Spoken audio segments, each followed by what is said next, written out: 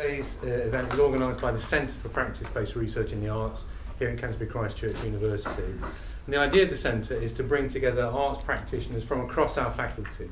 So people working in film and video, people working in music, people working in drama, literature, fine arts and so on and so forth. And the idea is that we come together and we work together to develop and promote innovative practice-based research through things like events like today, but also through seminars, workshops, invited speakers, performances, performance lectures, broadcast screenings and so on and so forth.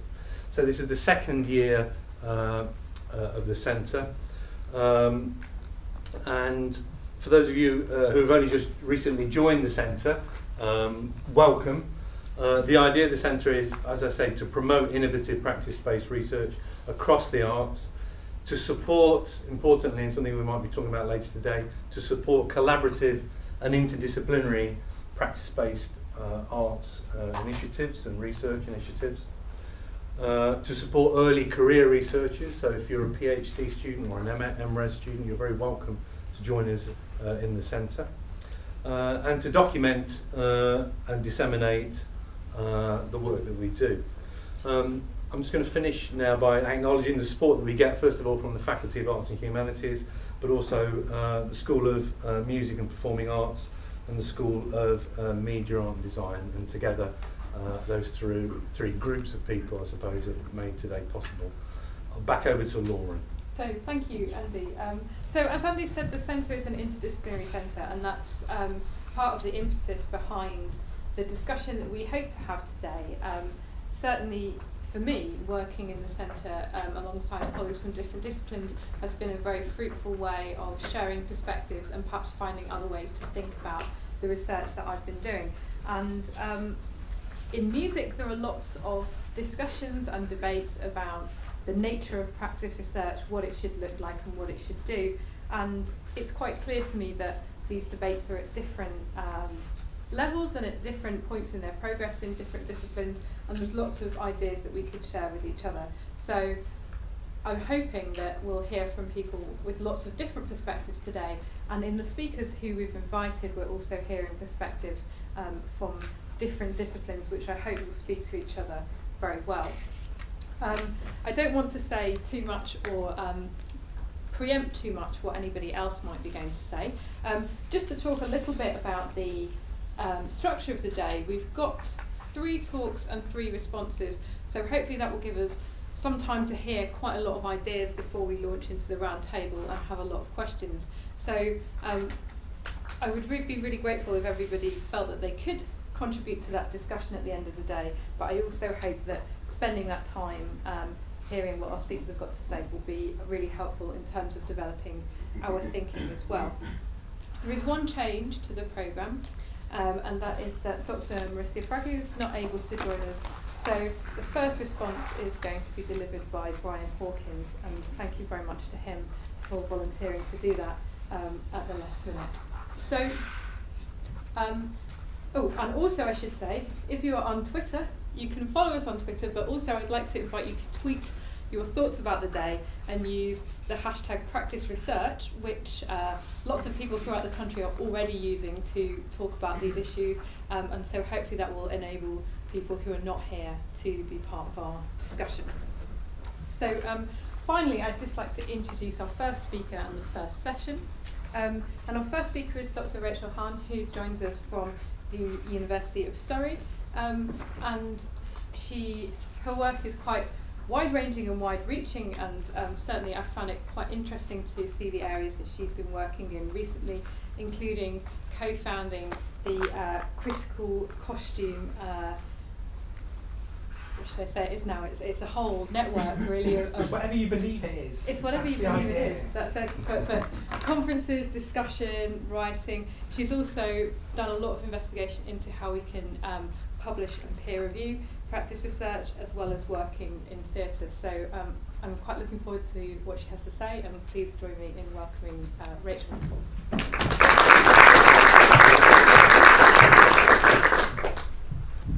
So thank you very much, Lauren.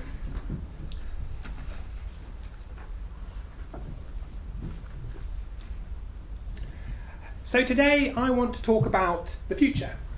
I want to talk about our collective futures. In order to do that, I'm going to talk a little bit about the past, but I'm not going to talk too much about the past. Because what I want to do is I want to offer a point of discussion, a point of debate, so that we can help shape these collective futures, with particular regards with practice research, but I think also more generally about how we do and why we do research within the academy. So this provocation in terms of second wave practice research will unpack itself as the presentation continues. But in the first instance, as Lauren has already touched upon, I do quite a lot of things. I'm a bit of a magpie. I like knowing a lot of things. I like doing a lot of things. I've always been someone who was very keen and very inspired by others, and I would always look to take on some of those ideas and help realise some of the things that were possibly unrealised. So ideas which were evocative, ideas which were impassioned, but yet ones that hadn't actually been materialised, ones that were, on one level, utopian. So I did my PhD on utopian theatres, and this was a practice as research PhD at the University of Leeds. I was supervised by Chris Ball, who was at that point one of the chairs for the REF panel, RAE panel, for theatre performance and dance. Actually, that's not the right name for it, but it was like performing arts, dance and drama. And so he was a key influence on me, but in particular, he was very, very passionate about the idea of practice as research, as he described it. Coming out of a particular organisation called SCUD, which was, or is, the Standing Conference of University Drama Departments, there was a working group set up in the mid-90s to discuss how to incorporate the knowledge claims of practitioners within the academy, particularly in university drama departments. And this also mirrored the first establishments of the RAE and its various kind of governmental systems. But within that, there was people like Robin Nelson and Baz Kershaw who attended those events, and together they were part of arguing the case for what we now describe as practice as research. In particular, they didn't use the term practice-based in the first instance purely because that was something that already had a lexicon in the sciences, and they wanted to argue a case where they were distinct from the sciences. I think we're now at a point where we might reevaluate that distinction and look back towards the sciences and how we can share knowledge claims in a sustainable and accessible manner. So that's what my PhD was sort of on, about computer-based 3D visualization. So I took unrealized plans of architectural ideas for the theatre, many of which weren't realised for very good reasons and that they were very utopian, others for political reasons, which is the picture of the Meyerhold Theatre on the screen there. He was executed when the building itself was in the Park Commission by the Stalinist purges of the 1930s. So I took the idea of computer-based visualization, which in this instance was conceived as my practice, and I looked to investigate and realise, or at least kind of in terms of a visualization-based understanding of knowledge, how I could understand and interrogate these unrealised spaces, but also the practices they would have sustained, both in terms of dramaturgical, choreographic, and scenographic practices. And that was both exercised in historiography as well as in ideas of epistemologies of vision-based research or visual-based research. So that was a key grounding point for me. I submitted a website, or at least I tried very, very hard to submit a website for my PhD. It does exist, and I did submit a website. It was just on a DVD. They wouldn't let me submit a website as part of my PhD. That was, in terms of my validated document, it said I wasn't allowed to do that. In actual fact, I submitted a DVD, but I had to pretend it was a CD because the validated document only said CD, it didn't say DVD, and a CD didn't have enough gigabytes it didn't even have any gigabytes in order to hold the website as it stood. I'm not even sure if you go to the library that CD is even in the sleeve anymore. I think it's gone. And even if you did, I'm not sure it would actually work. I think the protocol that I wrote to kind of make the website work from a DVD, I'm not even sure we'd recognise now. But that was in 2010. Things have moved on. But the website is still there and it still exists. I've kind of updated it as I've gone, which is another reason why I wasn't allowed to submit it for a PhD, because you can update it. But it was an exercise in thinking through practice, and in particular, I literally did that kind of archetypal idea of practice as research. I sat at my computer, which was my practice, and I had all my books open with me, and I did my reading concurrently to visualizing. So actually I had this model of having 3 different variants, which I described as 3 different scenarios or 3 different arguments really, for interpreting the research, which was actually at different points of my experience with the materials that I was researching with, so the architectural plans, but more importantly, kind of reading through and historical research that I did both in Russia and in New York about how these buildings would have been. And these were textual accounts. These were people describing it in terms of, in sometimes quite artistic and poetic language, and trying to take that information and turn it into something which was, at least in terms of computing, very finite. A wall is so high, and offering that as a way of examining, but also more importantly, engaging with an active history. So these are things. So my kind of ideas of historiography really stem from that project. Another project, as Lauren alluded to at the start, is an idea of critical costume. So this came about from I used to run there's an organisation called TAPRA, which is the Theatre and Performance Research Association, and I used to be the convener for the working group on scenography. And I was attending this, and directly out of my PhD I was elected to that role, and within the first year or so, it became quite apparent to me that there was only one person talking about costume in the working group. And then she was also very impassioned that we should be talking about costume. But I was at this time talking about architecture. I was writing on things about ephemeral architecture in particular. But it seemed to me that actually within this argument of thinking through practice, costume within the theatre world and performance world had actually been forgotten and misplaced. It wasn't something that was being interrogated in a systematic way.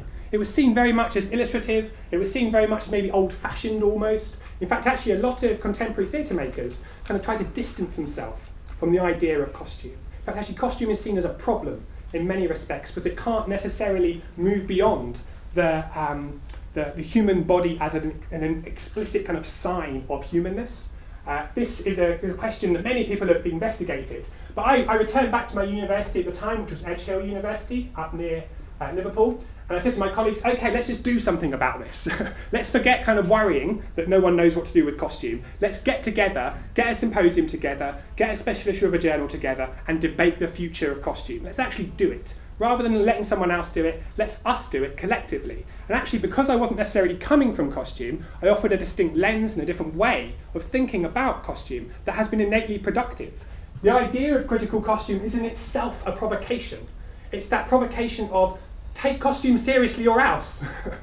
It's that thing of costume is vital to performance making, but also it's potentially a way of critically interrogating the contemporary body. The slippage between what is body fashioning and what is costume, between eventful dressmaking, eventful ways of interrogating the liminal act through appearance, and ways in which we acclimatise to ideas of identity and disciplined actions of repetition.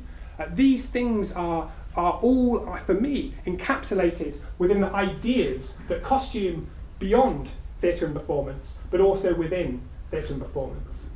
We've now had 2 key conferences that came out of this, so it's essentially become a biennial conference and exhibition. Our first one was at Edge Hill, and our second one was at Aalto University in Helsinki. In Helsinki, we had over 300 people from around the world come along, but in particular, at both events, there is an exhibition and a conference which run simultaneously, and they are platformed in the same way. We actually had exhibition materials in the conference spaces. And we talked explicitly throughout the event that we were looking for the practices to speak with us. Not to be removed in another building somewhere else, but to be with us as part of the debate. This was something that we were very keen to sustain, and we have sustained. In the special issue that we published from the original event in a journal called Scene, we commissioned and invited as many, what we described in the end as visual essays, although I'm a bit kind of unsure about that terminology, that sat alongside what would classically be seen as fully academic written articles. And the key thing there was we had as many as we had of both types and both styles, with the idea of sustaining a dialogue. Our main commitment in publishing and editing that piece was to offer a map of where we might be and where we might be going. The questions of whether it was academic or not actually wasn't of distinct interest to us. It was more about capturing a debate, capturing ways in which we might think through, do and be costume in many different ways or not. So it was very healthy and a very rich response that we had. So these are two different examples in which I have investigated and sustained and curated practices in many different ways, particularly within the academy, although critical costume, the constitution that we've recently written, clearly states that while we are academically aligned, we are not an academic institution. We are devoted to costume, wherever costume may be. So one of the connections that I'm particularly very keen on is that one of our colleagues is one of the is one of the judges for Comic-Con in LA. So we're going to go to Comic-Con in LA and we're going to do critical costume. And we're going to say to cosplayers, you do critical costume, we want to do critical costume with you, and we're going to do it in a cross-cultural, intermediate way, which particularly a lot of it will happen online. I've got quite a lot of interest about things that happen online, but we're going to try and make an intervention in Comic-Con. And that's something I'm quite excited about. And it's one of the many different vehicles, but also arguments that are being put forward that have stemmed out of really the provocation of critical costume and the attraction of it, both as a home, but also as a potential for making arguments and sustaining arguments through practice, but also through conventional written literature. So that's a bit of background. So, almost a year ago, on the 4th of June, I attended an event at Goldsmiths. Some colleagues around, I know that certainly Lauren was there because she spoke as one of the presenters. And this was an event that it described itself as the future of practice research. And I attended out of interest primarily, particularly in terms of some of the language that was used within the circulation of the event, where it said explicitly that they weren't going to talk about the past, they were going to talk about the future. And I found this something that was very refreshing, and that I've been involved in a number of working groups and conferences, and particularly with regard practice as research, there was an awful lot of talks and an awful lot of discussion about how it wasn't recognised. Or there was a lot of tensions around things that had happened 10 years ago, 15 years ago, 20 years ago. And actually this distinct focus on the future was innately attractive to me. But in particular, I was also a bit shirked by this idea of practice research as opposed to practice as research or practice-based. What did they mean by that? That was my main reason for going. What did they mean by this terminology, practice research? And I think they delivered. So outcomes of this event. So in the first instance, they proposed the term practice research avoids the micropolitics of practice as, through, based and led. It brings us all together. While I think these micropolitics still have resonance in that they offer us a means of navigation, a means of situating ourselves and our practices alongside one another, by committing to ideas of practice research, this opens the agenda and it opens us in a way in which we can talk to one another in a more sustainable way. Again, I have been in rooms, and actually this happened at Goldsmiths, where people said, I don't do practice as research, I do practice-led research, therefore I'm not part of this discussion. Are we talking about practice as research or are we talking about practice-led research? And that for me is actually the thing I've become most exhausted by. I want to move on from that. I want to get on over that politics in that respect. While I think the language is still of use, I think the politics it sustains, I think we're beyond it now. Bruce Brown, who was one of the bigwigs from REF, and Hefke basically, a Hefke sponsored event as well, announced that the argument for practice research had been won. And he said, get over yourselves. And I was enamoured by this guy. And I hadn't really kind of come across him before, but it was merely the provocation that he was offering, but also that certainty in his language that actually we have won the argument that practice research is something that is valued by universities. I have a PhD in it. We're all sitting around here today. Many of us are aligned with the universities. We work and we have jobs in universities because we do practice research, not in spite of our practice research. And I think that position is something that we need to commit to. And now, the provocation goes, is we need to evidence those things. So within the event, there were distinct calls to commit to peer review processes and signpost excellence. And I should maybe put that almost a kind of neoliberal kind of context there in terms of what excellence might mean. In this instance, it means things like the research excellence framework and things like that. But that idea of excellence, and another word might be quality, are things that we can always debate. However, the impetus, the idea of sharing work which is sustainable, sharing work which is rigorous, and again that word rigor has always been a bit of a shadow around ideas of practice research, but it's one that I think we can embrace and one that we are already doing. Because there is already excellence. Now, I think for me it's more about signposting it and sharing it more openly and more consistently with our disciplinary and interdisciplinary colleagues. So this is a basic modelling. These are the three shadows that basically exist over what I would describe as the first wave of practice research. So the first one, this is in the past in that respect. We don't even know if there's going to be a next REF. I mean, the current government seems to be changing their mind every other day, so it could happen. Even if it does, it's still just it's a signposting. It's an exercise. It shouldn't be in any way the reason why we do research. And this is, I think, something that has become part of the lexicon, almost, that people do. I mean, being REFable is a thing. I think that's weird. I think that while it is significant to the administrators, which I'll talk about in a moment, I think it's more interesting to commit our energies towards the discipline, our collective understanding. And that's interdisciplinary as well as disciplinary. So the RAE-RAF, in their last report, they stated this. So regrettably, there are too many instances where the sector has difficulty distinguishing excellent professional practice from practice with a clear research dimension. HEIs could do much more to assist excellent practitioners who move into the academy to make the transition in developing research articulation of their work. Now, I've worked in both a teaching-led university and now I work within a conservatoire, which is in a university. This is very, very familiar in terms of how people are employed in universities, and then this extra agenda, which is described as research, and the word research has a tinge to it in that respect. People are fearful of the word research. But for me, it's actually more about the idea of how we can support one another, and while we might kind of ask our HEIs to do that, I'm not convinced they're going to do that. We collectively have to do it. We have to get off our backsides and do these things. So another one, I mean, this is particularly with regards to theatre and performance, but I think extends beyond it. There's a feminist writer, Peggy Failing, coming out of New York but now at Stanford, who wrote about the idea of performance as ontology. And she argues that performance's only life is in the present.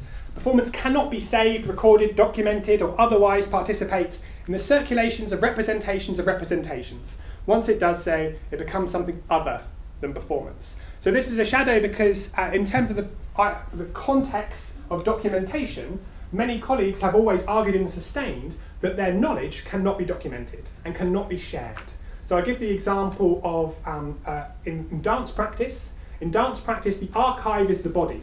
The archive is the way the knowledge sustained and shared is sustained through the act of dancing. This is an ontological and a lived experience argument that has been made and won, to be honest. This is something that we have agreed upon academically, that this is something that is of worth and is something of worth of knowing in that respect. Anyone in terms of a dance BA, such as the one that we have at Surrey, understands these contexts, understands these tensions.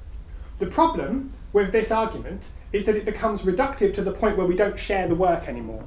And that in terms of, for myself, as I say, I did about history as for my PhD, I think it's innately worrying that if we sustain an argument where we say, I don't capture my knowledge claims because my knowledge claims are ephemeral, ontologically, that means that 20 years down the line, the knowledge claims are lost. Unless you have a particular line of people kind of sharing verbally or sharing through their bodies of that research, there is the commitment to the knowledge is lost. It is not something that is sustainable. It is not something that is sustained beyond the context of maybe witnessing a performance or being taught by someone through their bodily language. I think that's reductive, and I think we need to commit to an argument that is complementary to that. While we can admit the performance's ontology is something that is in the state of disappearance, we have a commitment to the knowledge claims to sustain those in some way or other. The other one is Nelson. So Nelson offers two models. I mean, Nelson doesn't just speak about theatre and performance, but also kind of television studies. And his book in terms of, or his various now books that he has edited in terms of practice as research are relatively kind of broadly known. I expect most people in the room will have at least kind of come across Nelson at some point. And maybe these models are quite familiar in terms of ideas of know how, know what, know that. I actually prefer the earlier one. This is from about 2006. Rather than this one, which was a more recent one in his book. I just prefer the language that's used in it. I think there's a level of unknowingness that's within this one, whereas in this one I just find it, in terms of my own research, I've always navigated more towards that modelling. They're the same modelling basically, some of the wording's been changed, rather than the newest one. Also, I'm a scenographer, graphical kind of information is of significance, that one just looks better. And I think that's something I can say. So one of the key things that Nelson has contributed to the debate is the idea of complementary writing. But within this, he also talks about the idea of non-experts, and that's one of the things that I want to latch on upon. So ideas of complementary writing. So people might say things as, if I were to put it into words, I would have to dance it. While I have considerable sympathy for this point of view, it can be unhelpful. I believe complementary writing of artists might afford access to the complex processes of making to non-specialists. And I do think that as a context for how Nelson has conceived of the idea of complementary writing is of significance. How might we communicate the act of dancing, or indeed the knowledge claims that are strewed from the act of dancing, and share those with non-specialists? So that's not only a case of sharing them in the long term, but also just sharing them in a way that those who are not necessarily dancers can still access those knowledge claims. So it doesn't become disciplinary focused, it can be accessed from beyond that. And this is where I do think the sciences also have this question that they have above them. One of the things that I didn't just share a moment ago was the definition of research by the REF. In the definition of research by the REF, it says the last bit, it kind of talks about the idea that it must be effectively shared. I think in some instances we're not doing that. And one of the key things that I argue in that instance is that people who have submitted to REF panels in terms of practice research portfolios, sometimes, more often than not I'd probably say, they were submitted as a holistic thing in a box. In a box that, in terms of, if I want to assess the knowledge claims that are going on within what was submitted in the box, while I totally admit that some of the resources will be available beyond the box, but the full portfolio, as it existed, was submitted in a box for the eyes of the panel only. That, for me, is not being focused towards the discipline, that's being focused towards the administrators. We need to see inside those boxes, and we need to see them tomorrow, basically. And that's the commitment to peer review, that's the commitment to sharing the research, the effectively shared side of things, both in terms of making it sustainable, but also so that non-specialists, both within the discipline and outside of the discipline, can assess methods of communicating practice research more openly that are beyond things like the REF. We don't do research for the REF, we do it as part of a collective undertaking with our disciplinary and interdisciplinary contexts. So here we go, here's a modelling for, there's those three shadows, so here's a modelling for first wave. Concerned with arguing the right to conduct research through practice, coming from the 1990s onwards. Focused on convincing the knowledge administrators, university management HEFKI, that this was something to do. Directed towards the interests of artists working within the academy. This is very much in, so artists did practice research and then the academics over here did the academic stuff. This was a division, this is a context that I think we are beyond. And I think we need to argue that we're beyond these positions, effectively. First wave outcomes.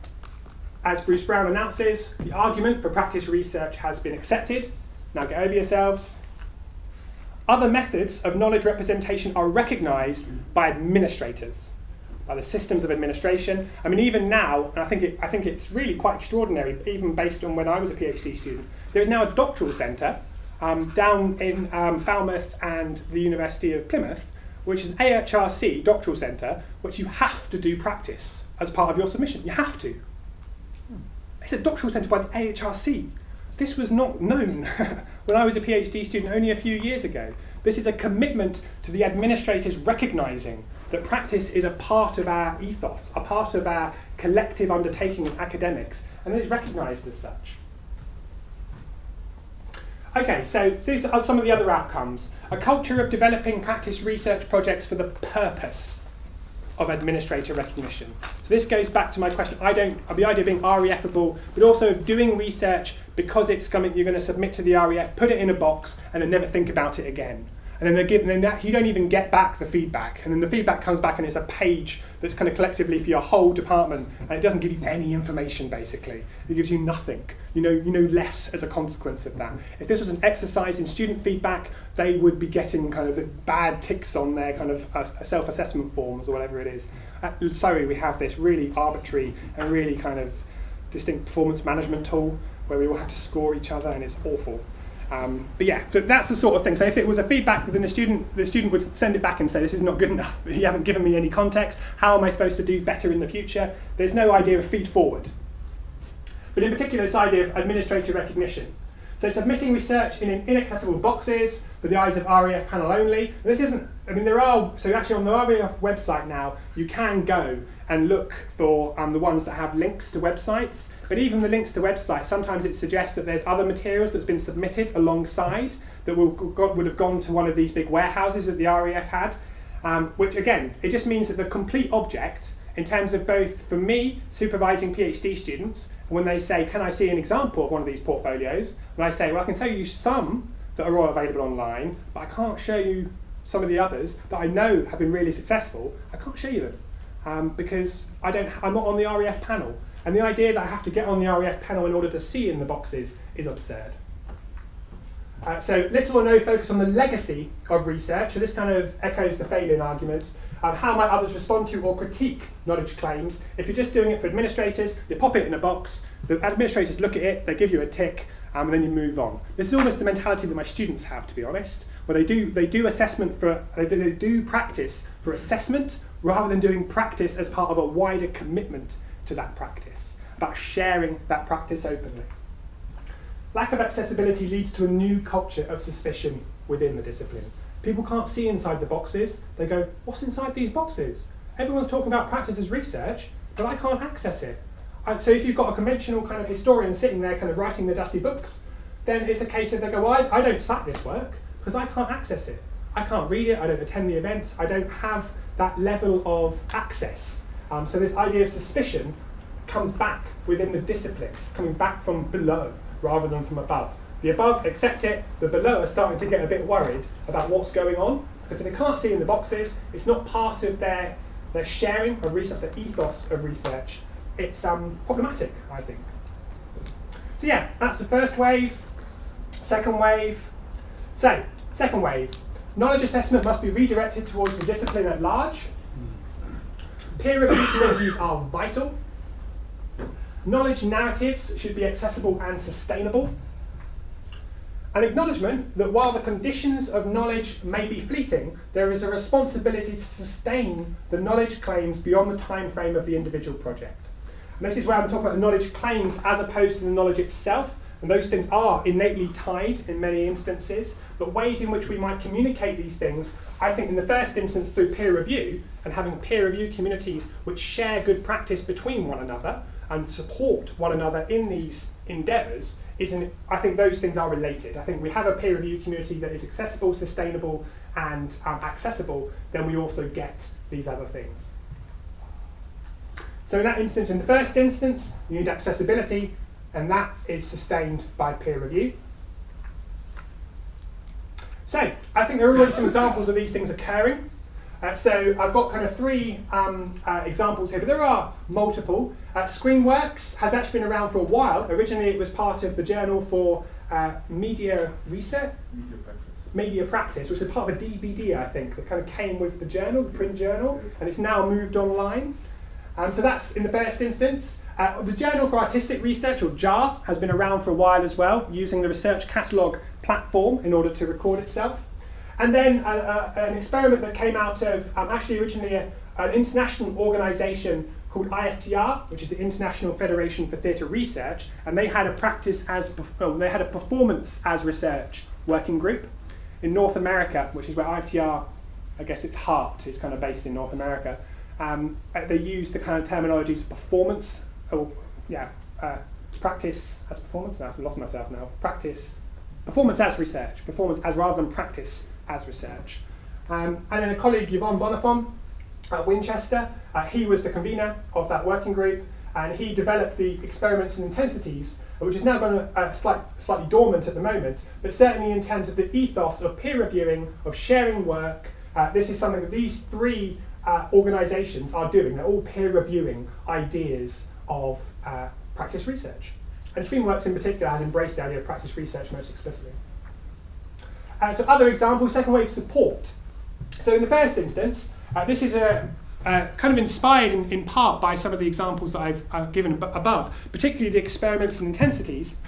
My colleague Victor and I from the University of Plymouth, we approached studies in theatre and performance about a year ago now, well actually just over a year ago, to set up a section of their journal where we would discuss, debate and do practice research. This was going to be an online version of the journal. In particular, the reason that we went with studies in theatre and performance is that they were set up by SCUD. So I mentioned SCUD a little while ago, the Standing Conference of University Drama Departments, and they were originally set up as studies in theatre production because it was about recognising a lot of the research that was going on through teaching, so teaching practice in particular, but also about how recognising that people who worked in drama departments in the UK typically were also practitioners, doing other things, and that within the establishment of the RAE, they needed a place to peer review ideas of how they might reflect on their work. And while it's all written in the first instance, there's a particular history of them supporting and sustaining arguments for practice research. So we were very committed to that, and we pitched this to them, and we're now developing it. But it's on the same ethos as ideas of ScreenWorks, although we have the particular challenge of the fleeting information, where performance is fleeting, and therefore how do you capture it? And the question of documentation is, for me, not a challenge, but it is something that we need to embrace and just do. I'd much rather just have examples of documentation rather than people worrying too much about what documentation is. I've seen a lot of, in fact, actually a lot of the PhDs that have come out in terms of practice as research, a lot of them are too concerned, from my point of view, about documentation. While documentation is a distinct concern, it sometimes has become the concern. It has become the research. And I think now we have enough examples where we can look at that bank of examples, and in the first instance we need to share them more openly, but we can look at that bank of examples and then we have a map for looking at how we can document. But I'd much rather just share it and get it out there and sustainable, rather than just keeping it locked up in boxes. There's also, what's on this slide?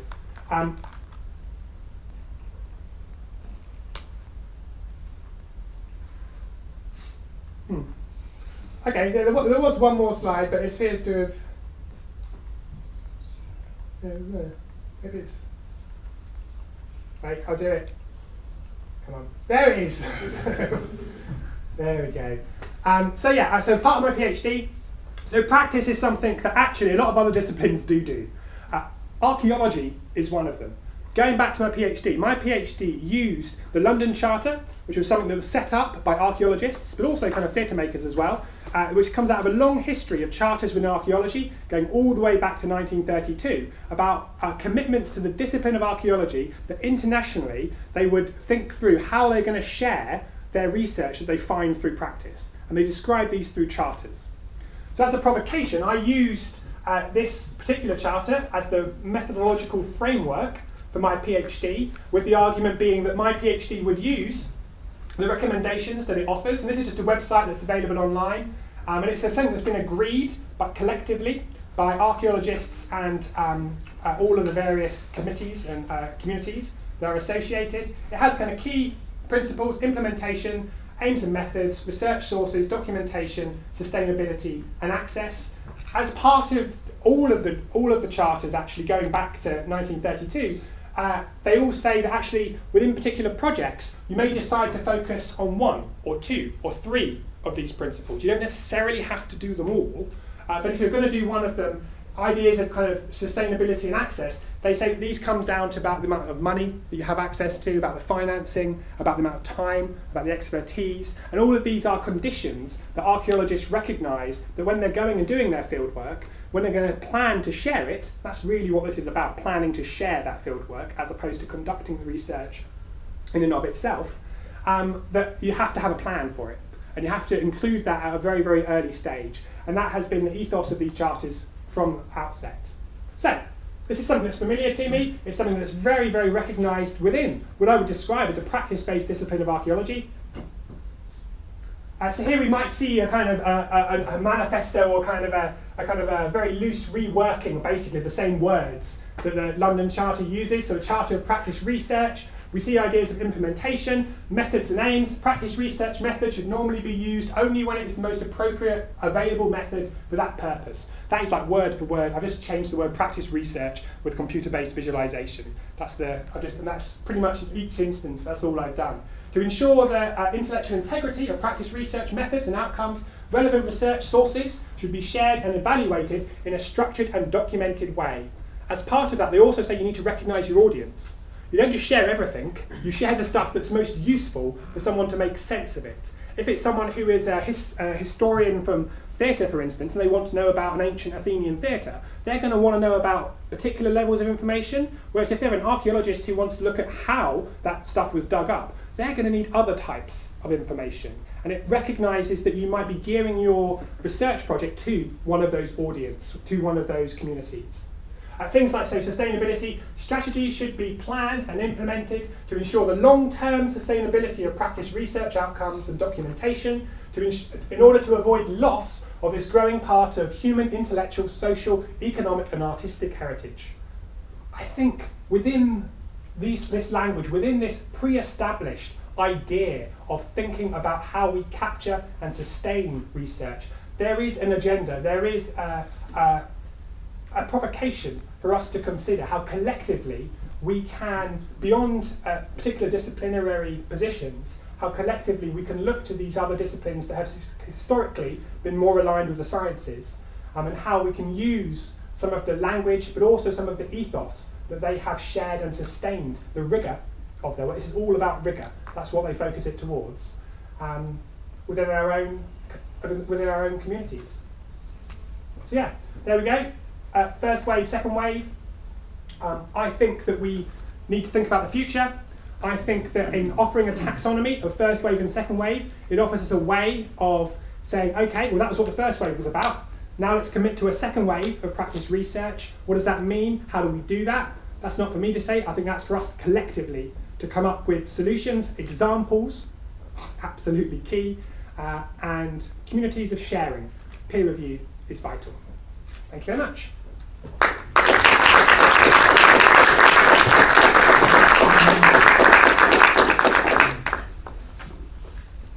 So thank you so much, Rachel. So to kind of kickstart the discussion and reflection on Rachel's talk, Brian Hawkins is joining us. For some of you who may need no introduction, but for those of you who don't know, Brian is a member of the School of Media Art and Design, where he practices as a visual artist, a painter, but also different media, and I think has some very interesting thoughts about interrogating those media. So thank you for being our respondent. And thank you, Rachel. I mean, that's just a marvellous start. I think you've kind of propelled us through your provocation into almost a kind of new vision and a sort of post-validation kind of era, which I think is really, really significant. And I understand that's going to be taken up by other people. But at the risk of being reactionary, and a little bit abject and even a little bit dangerous, I just want to say that where I think I am in this, I'm absolutely fascinated and thrilled by your vision, and I think that's the bulk of what we should talk about. I just wanted to mention that I come from a pre-first wave era, not just, and I just wanted to mention that because I think I went to a primary school where practice in the arts was considered as a kind of therapy, where it was based on the sort of notion of self-expression, and where the idea that art could be about something was something I actually fought for later as a primary school teacher myself, to make art about something. Then when I went to secondary school, I was involved, and the art room was the only place that I really wanted to be in the grammar school. It saved my life in a way. I was involved in a very, very third, fourth, fifth, sixth rate practice. The status, because I went to art school, where incidentally you couldn't get a degree, you got a Dip AD, and I don't think you could go on to anything postgraduate because you couldn't do your undergraduate, your first graduate, was something like, Oxford and Cambridge, good universities, plumbing, a job, art school. So that's quite important, I think, to kind of, and even when I entered the academic world, it was I not only had to put up with feeling fraudulent as one person, I had to feel fraudulent as two people, because I felt that I was something of a practicing artist and I was somebody trying to work in the academic world. So it kind of doubled that sense. And the argument then for the significance of the arts was conducted largely in philosophical hermeneutics, I think, as a validation of that. The idea was that you had to prove that art was a form of knowledge, and then when you proved that through a sort of literary approach, then you could do something about that. But actually that exists perhaps as ghosts in the system. But I absolutely think Rachel is right in projecting us into this new world. And I think the sort of the sense of the loss of some of those metaphors which haunt me and drag me back is very apparent in the language. Practices to speak with, or to speak with us through practices, was a phrase or something that I thought I heard in these scrambled notes that I've taken, which I thought was tremendously important. This idea of speaking and speaking about something, and the idea of capturing a debate as being the dynamic, and I think that can come from the sort of sense maybe that still haunts us and is still, I think, you're maybe suggesting, Rachel, that you can, obviously tell me if I'm getting it wrong, that still seems to haunt the way that the academic world, the REF, etc., looks for us to validate practice or to have validated practice, in that practice is a kind of thought elsewhere, or rather there is a thought elsewhere which practice then becomes about. And that thought elsewhere still, I think, somewhat kind of haunts us, but not in the sort of practices that you're talking about. I thought the idea of the cosplay and making that at the core is a tremendous way of stepping over that, in a sense, and going into that. So where is it going? And I'm sure you've got lots of kind of ideas about that. And I think this sense of a knowledge claim is really significant, because once there is a claim for knowledge, then I guess the next question is, what is the knowledge? And then what is the knowledge is what we're all involved with in our different areas. And I think for me, there's something here about capturing debate, the use of the practices to speak with, that it might be, or I'm kind of very nervously preliminary suggesting it might be, about the kind of dialogues and networks that grow around our practices. The way that we infiltrate and use those practices as a primary tool for entering into dialogue, rather than a secondary tool for saying that we have something to say which we then articulate in some other way and some other sort of elsewhere. So that's the kind of thing that I think might be coming out of that. And I guess I could, maybe ask Rachel to tell me where I'm getting it wrong and what you think of that, or also perhaps open it up a little bit to discussion. Yeah. But I don't think you're getting it wrong at all, no. I agree. But I think in particular, and this is where that those micro-politics of I don't do practice as research because I do practice-based research, because I did a practice as research PhD, the visualization-based knowledge that I was doing informed and made the arguments. Yes. It was almost in a new materialist type way, that I was working with the materials and they were telling me things. Yes. They were telling me things in that I was seeing connections between them, but they were doing something with me. Yes. I was not imposing upon them. I didn't have the knowledge pre to working with the materials. The materials worked with me and collectively we shared knowledge. We Yes. came up with something that hitherto hadn't been there. Yes. And that for me was both, it was revealing as a student, Yes. because I sat there and went, wow, something's actually happened. Yes. This Yes. thing called practice as research actually exists. I've Yes. just done it somehow, without necessarily, it was just the task, a combination of the task and the timing of it, and just Yes. recognising it for the thing it was, That's- rather than trying to make it That's something very else. interesting, because I mean, one of the sort of cliche distinctions that I recall, it's become a cliche, between design and art, say fine art, which is that design is, as it were, seeking to answer a pre-asked question, Okay. whereas art is actually asking the questions of itself. And I think you're talking about a very interesting twin track kind of thing, where you've got the practice and the theory running together.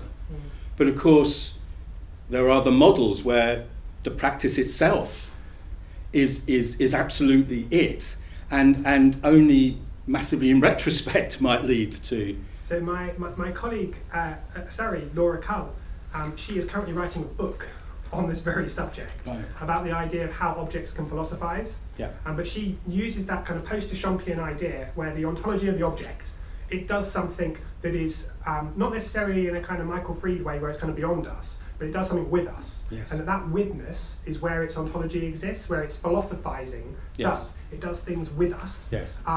But she kind of uses that context to talk about how performance can philosophise. Now, I haven't read this yet, so I don't know how she's going to map some of these things, but it's more about recognising the ideas of practice as research, as developed by people like Baz and Robin. They come out of a particular tradition, but there have already been traditions, Yes. as you very well kind of illustrate, Yes. that are way beyond or were existing before that initial discussions in the 1990s. I mean, And connecting those things is what I think practice research can do. I think I would just, connects. before opening up to questions, I wonder if that raises the issue that, in a sense, the written theory research comes from a tradition of a monologue, comes from a tradition of almost a preaching, a sort of a lesson, whereas maybe one could argue that the tradition of arts is already dialogic in the sense that it's incomplete without the viewer, without the receiver, without the audience. And that sort of dialogic nature of the arts is possibly a massive strength for us in developing these new networks, because it's asking for it. It's asking for that dialogue, and it sort of gets it. But how then we use that within the academic frame is another set of questions, perhaps. I think the question really comes down to, whereas, for instance, when I've got colleagues making work for completely different audiences, so making not for an audience that is about collectively where the discipline is going and arguing where the discipline is going, but being part of the discipline and therefore contributing to the discipline as part of a richness of it. I think there's a distinction in terms of how they then argue their research sources, how they show their working and their process. And while some practices will have their process as evident within it, other practices it's more masked, it's more disguised. And therefore you get this, what I was kind of alluding to with the suspicion within the discipline, is colleagues will look at the end artifact and they won't see the narrative, they won't see the research claims in quite the same way that when they can look at an article, it's all mapped out in a very conventional way typically, and it allows them to access and engage and think about how they can reuse that information in a sustainable way. I think that we do have some questions. I mean, I don't kind of want to get too shadowed by documentation, but we definitely have a commitment to think through how we can use peer review communities. I don't want to use the word validation, but I think peer review communities do validate. They say this is something of worth. This has research claims into it. You need to unpick it. In the same way that when I first started reading Judith Butler, I had to commit. Like, it is not the most accessible writing that she uses. You have to commit to it, knowing that there's something in there, and then once you get it, you get it. But it's how we then communicate that and make that part of our argument, part of our peer review communities. I think that's something that we don't know. I wonder, are you saying that sort of process might replace documentation in the arts, where documentation has previously been a written form, that the notion of communicating process in terms of the development of a piece of work might usefully replace. I mean, I'm not against writing. I don't think writing is the only way, but I'm not against it in that respect. So my position is I'd rather share these things and get them out there rather than keeping them in boxes or keeping them kind of hidden away from everyone else. Because I think that will be better for the discipline. I'm not against writing. Okay, that's Yeah. yes, please do. I think peer review is a problematic process, though, because if you ask a question, a problem, none of your peers may be familiar. Or in fact, maybe they shouldn't be familiar with what they're doing. They then have to trust you. And how do they examine what you do without going through some of the same process that you went through to get there? Otherwise, they have no context for evaluating. I mean, peer review communities are, everyone admits they're not perfect in any way, shape or form. One, and I definitely take the point that actually you may be presenting something that others are not qualified to assess. And that's, I think, a distinct argument and a challenge that we definitely have to come up against. But equally, I'm very up for open peer review methods. So for instance, one of the things that we're currently considering as part of the section that we're doing is that we publish the peer reviews along with the work. And this means that people who do peer reviews might take it a bit more seriously in some instances, and they might be more committed to the discipline and more committed to being actually arguing why. Why is this something of value? Why is this something not of value? And while there would be a commitment in terms of collectively both the author and the peer reviewers would then decide that they want to share these things, but there would be, if the peer reviewer, for instance, decided to admit their peer review, there would be it would listed as admitted by a peer reviewer, didn't want to share it. We're not yet committed that we would share the names of the peer reviewers, but we're thinking that might be something we can do in the future. Because I think that's part of the community. I think that's part of growing and taking collective responsibility. But I definitely take the point that if you're sharing a piece of work, that actually the peer reviewers who are within that particular organisation or that particular thing are maybe not qualified because they don't have that embodied lived experience of that process. That is a challenge, but one that I think we should be open and acknowledge more so than just ignoring.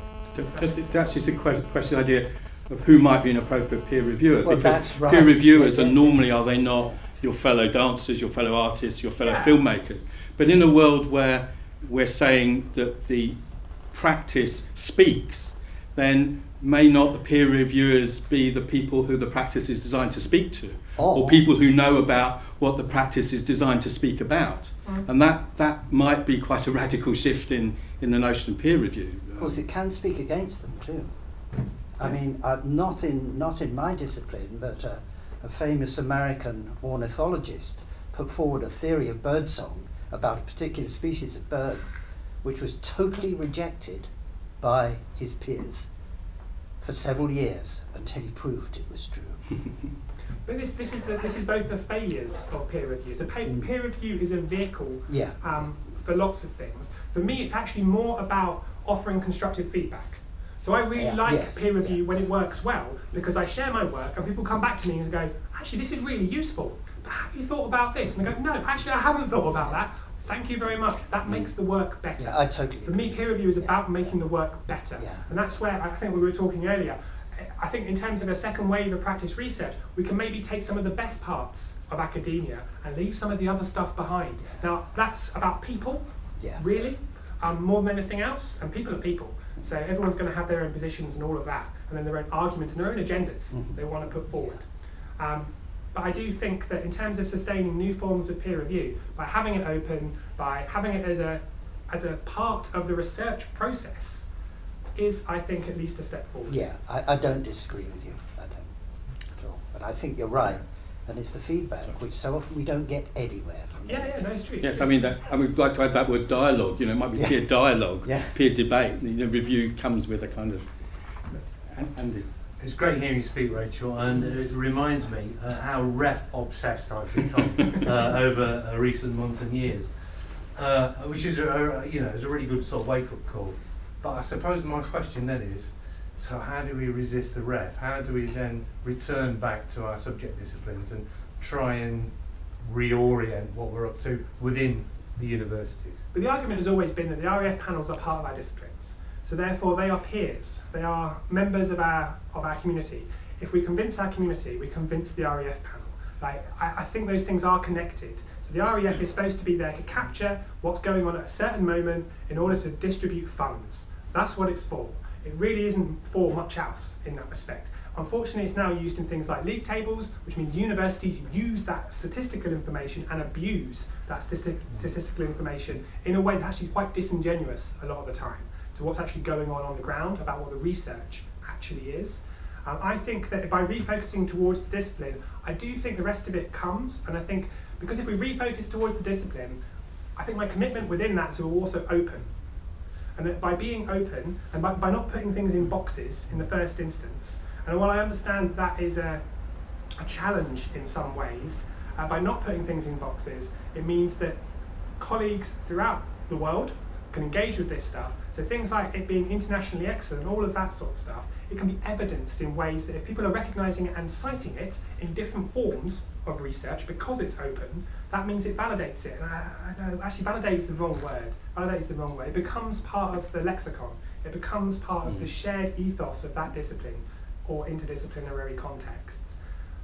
I think the RAF is connected to the discipline, and I think if we do see it as separate, I think that's a negative that we don't need, because I don't think that's what the RAF is. But I do get that the panel has certain people on it, but then universities get to put forward, or organisations actually get to put forward who's going to be on the RAF. But I don't know, I don't do research for the RAF. It doesn't motivate me. So. Yeah, thanks. Question there, and then one. Question about complementary writing. Yeah. Do you mean it's something that's reductive, phenomenological, or something that maps the argument?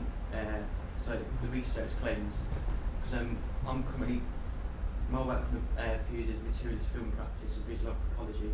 So again, those two things are quite distinct, and how you bring it together. What do you class as complementary writing? Well, it can be lots of things.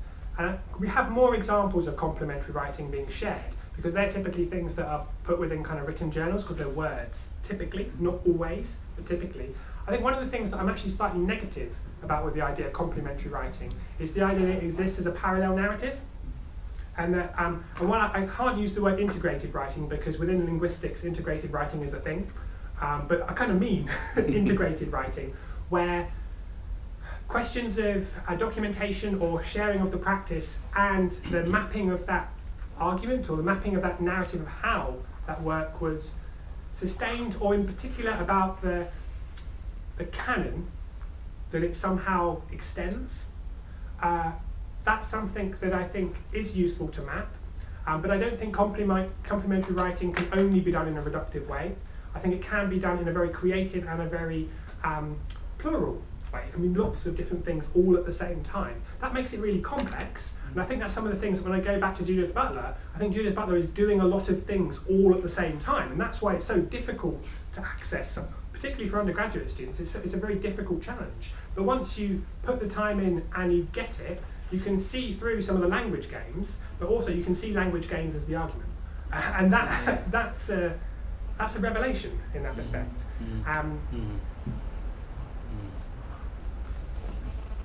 Yeah, the question. I'm just noticing that the idea of sort of suspicion within the discipline and trust seem to be a sort of recurring theme. Rachel, you were talking about when you began your practice as research and you noticed that, oh my gosh, I'm learning things from practice as research. And I'm in the same position myself. I mean, I've obviously had enough belief in the process of practice as research in order to do a PhD in it. But yes, during the course of it, I've been somehow surprised that I am learning something from it. So I'm just interested in what other people's thoughts are, that we do have this belief of knowledge coming through practice as research, and we go along with that. But it's once we're in the middle of it that we find that really is true. Now, what I would say is that I think that process of threshold, that kind of liminal threshold between not knowing something and then knowing something, that is the case for all PhDs. And that I was surprised by it because it was kind of validating an argument that people were saying hadn't been validated, and I was kind of saying, well, no, it's here, I've done it, it's here. It validated it for me, if nothing else.